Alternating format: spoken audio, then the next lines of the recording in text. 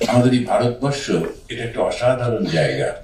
এখানে কখনো স্বার্থপরতাকে দেওয়া হয়নি, মর্যাদা দেওয়া হয়নি, তাকে কখনো উৎসাহ দেওয়া হয়নি তুমি স্বার্থপর হও, কখনো বলো নিঃস্বার্থপর হও। আর স্বামী বিবেকানন্দ সুন্দর করে ডেফিনেশন দিচ্ছেন, আনসেলফিশনেস ইজ গড। কোথায় ভগবানকে খুঁজছি আমরা, কত কত দূরে যাচ্ছি, কি কি সব করছি।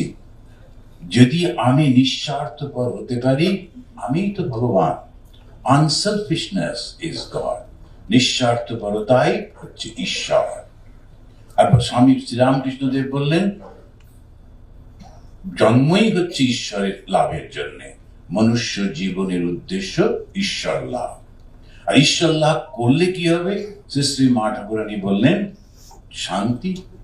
যদি শান্তি পেতে চাও, তো এই শান্তিটাই হচ্ছে ঈশ্বর, আর ঈশ্বর হচ্ছেন আনন্দ স্বরূপ। আর ওই আনন্দটা যখন পাই, তখন সে আনন্দ সবার মধ্যে বিতরিত হয়ে যায়। এই কথাগুলি যদি আমরা ঠিক ঠিক ভাবে জানি, তাহলে আমাদের অনেক সমস্যার সমাধান হয়ে যায়।